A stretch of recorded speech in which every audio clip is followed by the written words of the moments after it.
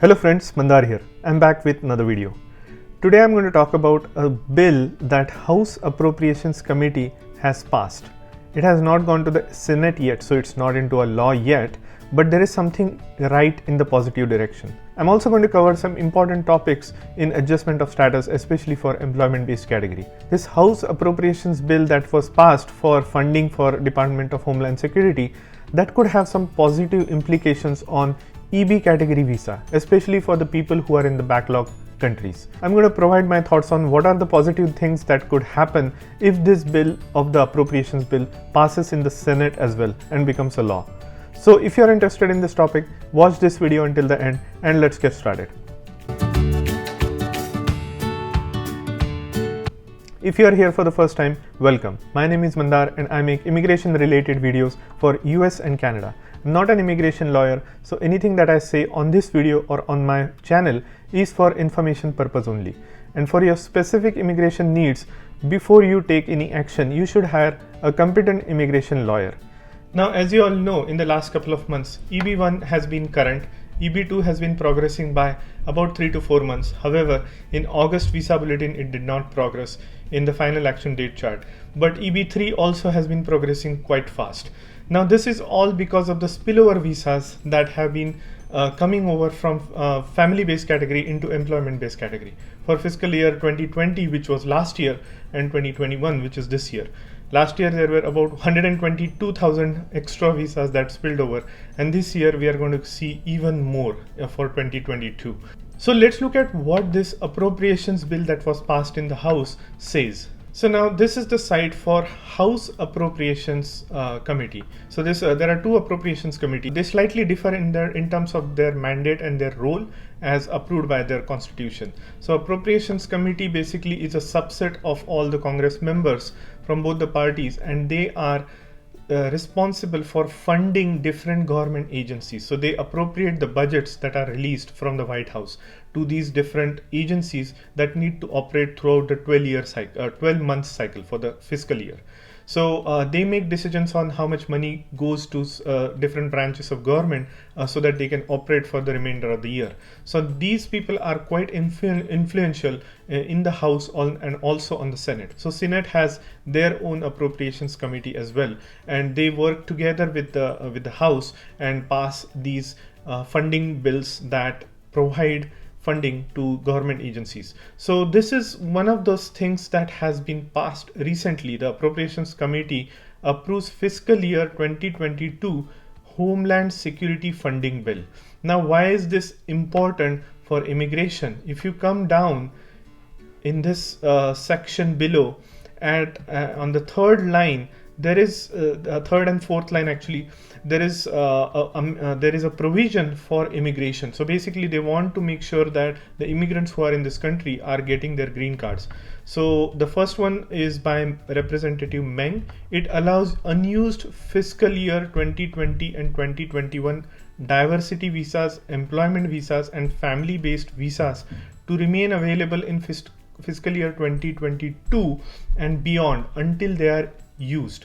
The amendment was adopted by voice vote. So it has already passed in the House Appropriations Committee. Now, why is this important?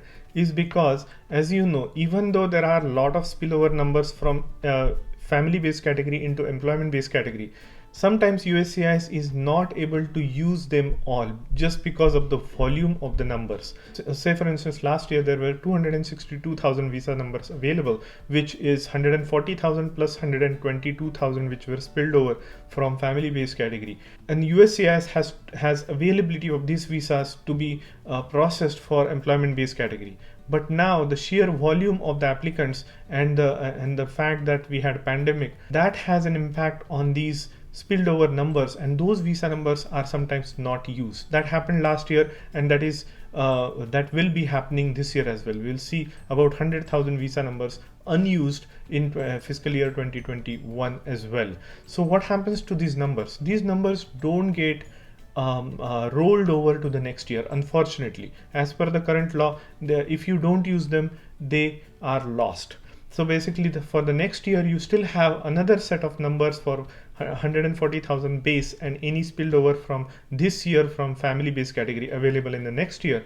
But in that particular year, if employment based category is not able to use them, then they go waste. So now what this bill is asking is any leftover numbers from employment based category or from diversity visa or family based visa that are unused, they should be available to be used until they are used up. So basically from 2020 and 2021. So my assumption is there were about 100,000 visas that were left from last year, and there will be another 100,000 visas that will be left over from this year. So there will be extra 200,000 visas, say for instance, give or take, that will be available for 2022. Now remember, there is already 290,000 visas that will be available for fiscal year 2022 according to Charlie.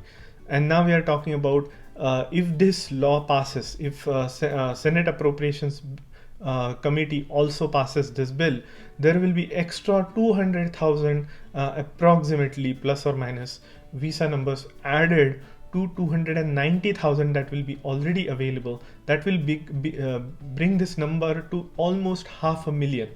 So 500,000 visas will be available for FY 2022. Now imagine how much workload the USCIS will have. USCIS still has the same number of staff, but they will probably not be able to process these visas in the timely manner. So they will just keep rolling over year after year. So the bottom line is, if this appropriations bill is really passed in Senate as well, and if it becomes a law, then there will be enough visa numbers for the next several years to completely eliminate the backlog if they are used up by USCIS. So what this tells you is, if this passes, there will be a reduction in the employment based category EB2 and EB3 backlog, and we could see those final action date returning to current in the next several years. But here is the dilemma.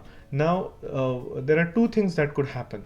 Even now, if you see, there is no shortage of visas. There are already a lot of visa numbers available. So if wanted, everybody could get a visa if USCIS was fast enough to process them. That is the problem. That is where the problem is. Whether it is 290,000 visas available for 2022 or 500,000 visas available for 2022 doesn't make a difference, because unless USCIS is fast enough to process them, they are going to be spilled over.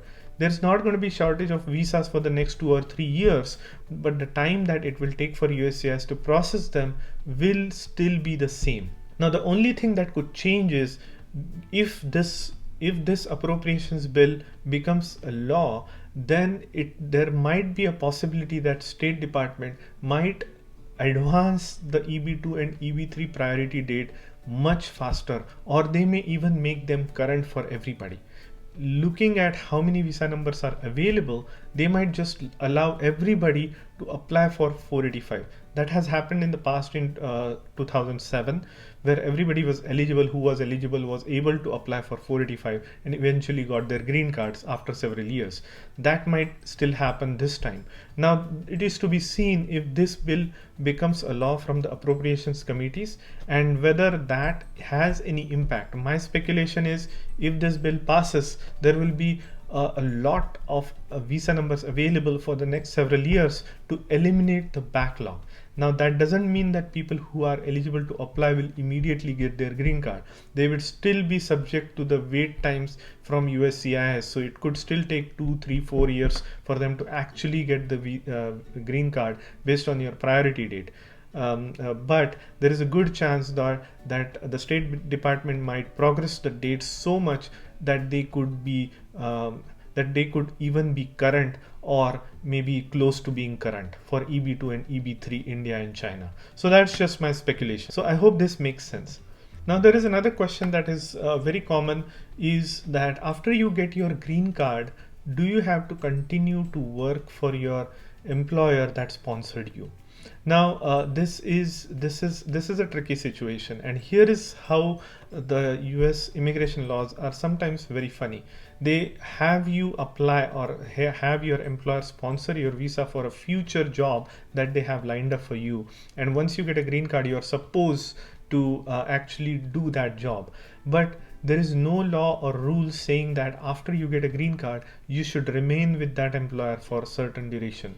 There is no such thing. So once you get your green card, you can change your job without any problem. The next stage in your immigration process would be either to renew your green card after the 10-year validity ends, or to apply for citizenship. And in both categories, nobody is going to look back at your file and say, this is the company that helped you get a green card. Did you work for them after you got your green card? That is not going to happen. The assessment of your green card renewal and your naturalization is totally different. Now, if you got your green card in a fraudulent way, that might impact your renewal of green card or naturalization. That is true, but they won't be looking at whether you stayed with the same company after you got your green card or not.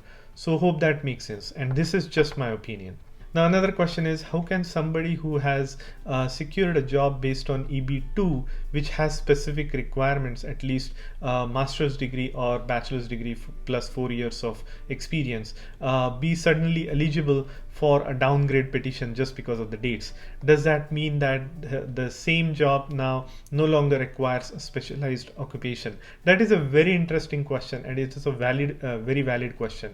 These are the loopholes and these are the gray areas in US immigration systems. How can somebody who is qualified for EB2 suddenly try to enter the EB3 category, and does that not mean that his current job, which was supposed to need a master's degree or bachelor's first plus certain number of experience, now suddenly doesn't require that? So that is an interesting thing, but there is no such thing, because every person who is qualified for EB2 category is also qualified for EB3 category, and that is why that is the logic why you can still apply for your downgrade petition, which is applying for EB3 I-140 even if you have an EB2 I-140. So that is just a logical thing to do if your priority date is current for EB3 and not for EB2. Now another thing is, what can we expect for the remainder of the year? Now remember, it's August visa bulletin just came in. Now there will only be one more visa bulletin, which is September visa bulletin. I still think that the priority dates from final action date chart will reach the filing date chart. So you have some moment, 6 months of moment to happen for EB2 India, and about a year of a moment remaining to progress for EB3 India. And I still feel that they will catch up with the final filing date chart dates by the end of the year in September visa bulletin. Now what happens in October visa bulletin is going to be very interesting, and it has a lot of factors going into it. One factor is there is going to be a number of spillover visas from family based category. So as per Charlie, it's going to be around 290,000 visas available for next year. And plus, if this Senate appropriations bill passes, there will be a flood of huge number of visas available from 2020 and 2021 that will those unused numbers will become available in 2022 and ongoing. So there will be enough visa numbers for several years. It is to be seen if State Department progresses the EB2 and EB3 dates much further as close as possible to being current. And if that becomes current, almost everybody instantly will be able to make a 485 application and stay in that status until they get a green card. Now, when they get a green card depends on the speed at which USCIS will still process their applications in the next several years. But at least you will have an EAD, and you will not have to worry about extending your H1Bs or L1s. So that is just my speculation. So it's to be seen. I'll wait for 1 or 2 more weeks before I make that video, because there are a lot of factors that are going to come in terms of what would be the situation for EB in October visa bulletin. So I hope you got value out of this video. If you did, please hit the like button and consider subscribing to my channel, and I'll see you in the next one.